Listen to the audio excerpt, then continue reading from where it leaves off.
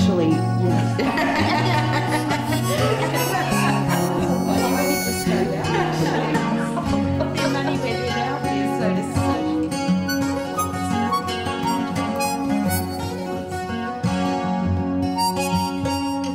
Consumer and carer participation is extremely important, and by that I mean critically important, as long as it's real participation and not token participation. And the main reason is simply because at the moment there's an enormous gap between the services that are provided for families of parents with a mental illness and the services that are actually needed by families, and the only way to get that information is to actually ask the families. Well, I guess because we all belong to a family at some point in our lives, and often we have to go back to family when things aren't so good and services aren't available, whether that's in the wee hours of the night. And most of us live within families, so we have children of our own, partners, and when there's mental illness, it doesn't just impact the person themselves. It does have an effect on everybody around that person that either is living with them or supports them in some way. Services come in and come and go, as we know, but family there in between times and at the end, just as they were at the beginning. And by educating the family as well, we can help everybody.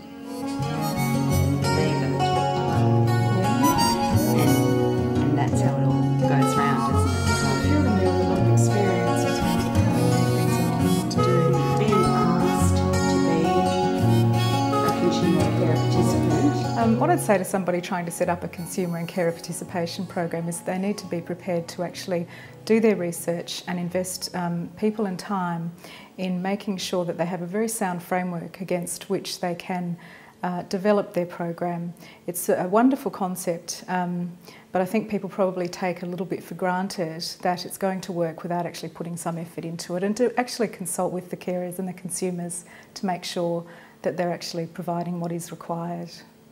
It's vitally important that when engaging to do consumer or carer participation, that you know that the organisation has helped you to know exactly what you're getting yourself in for, and to help you along every step of the way, not just the actual participation, be it, you know, a few hours of a meeting or something like that. It's the before and the after that is vitally important.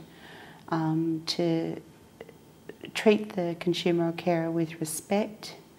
To know what you are expected is one of the crucial parts of participating within an organisation. Every organisation is different. They have their different aims, objectives and policies, and a consumer participation program would have different roles for the consumers to play. But if you're not given guidance and given instructions about what are your limitations, how far you can go, or what you, I suppose it's really what you can and can't do within an organisation. If you aren't given that guidance, how do you know that you're performing to your best capacity as a valued member of that organisation?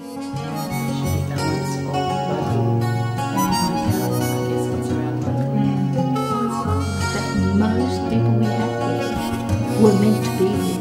There was value for most people meant to keep them meant to go. Yeah, well, I'm keen to do that still though. And I think a lot of people are. Yeah. Protecting the privacy of the not just the consumer or carer, but their whole family is vitally important. I guess for many reasons, often when we talk and share our own experience, and other family members hear about that, they might be hearing things for the first time that they haven't heard, especially in the context to which we may be speaking about it.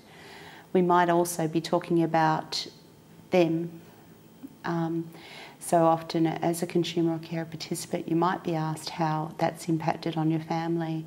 And if you've got a large family, or even if you've only got a small family, I guess it's important to talk to them beforehand, before doing it. Some of the things that participants need to think about when protecting the privacy of their families is to think long term, and also be prepared to put themselves in the shoes of the people who may or may not be willingly actually involved in the process itself. So whilst it might be, in your eyes, quite a lovely thing to involve a family member who might be quite a young child, sometime down the track they may not appreciate being co-opted into the process.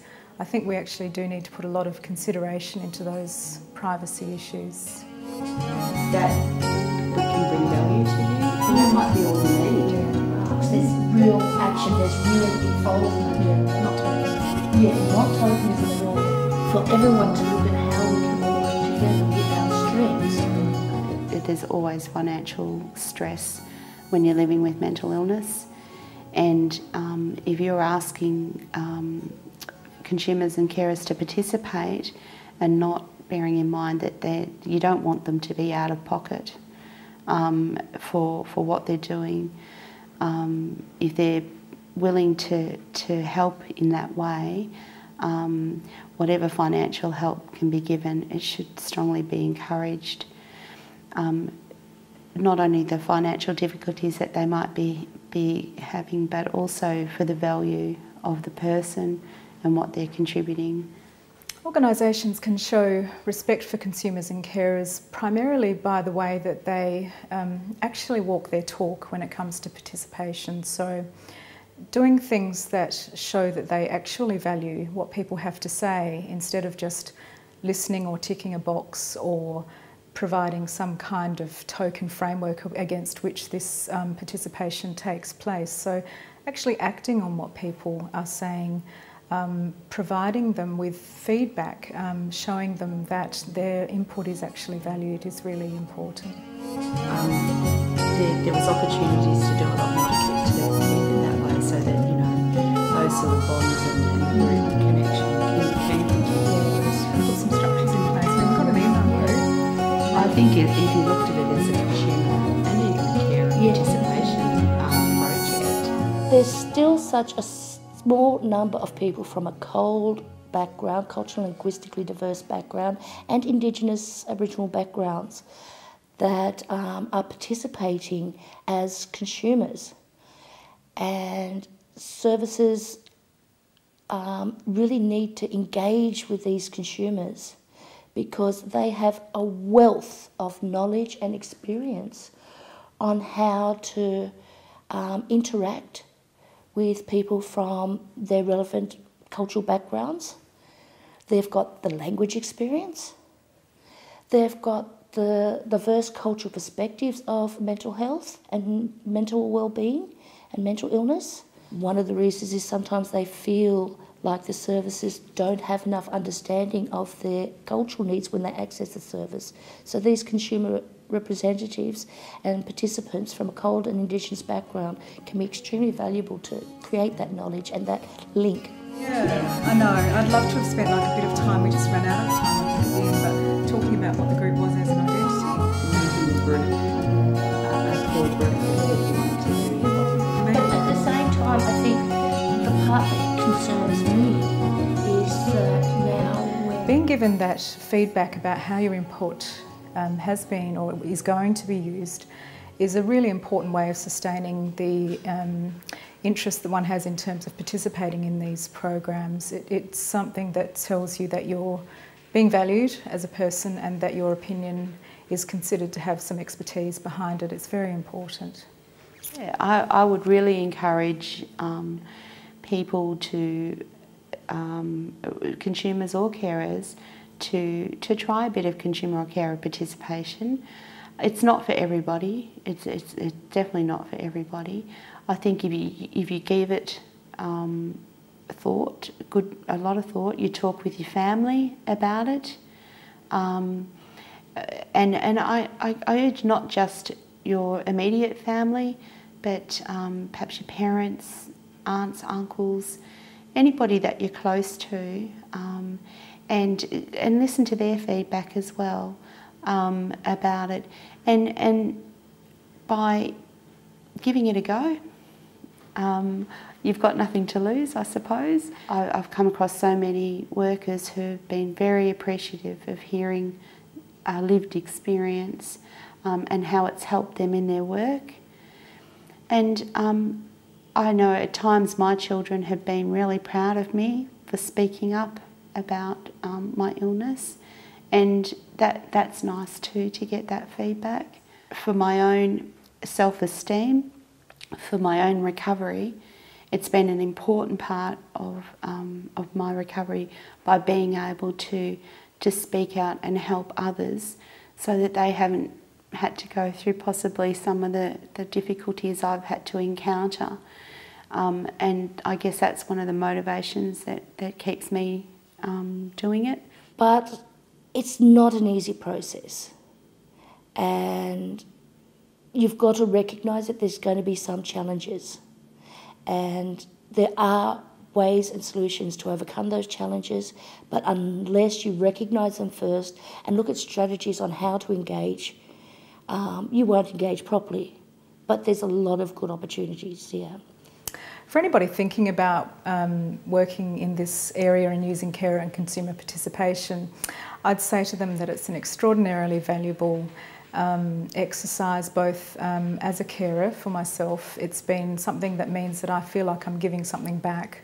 After many years of suffering and deprivation, to actually be able to give something back to the future generations of people is really important.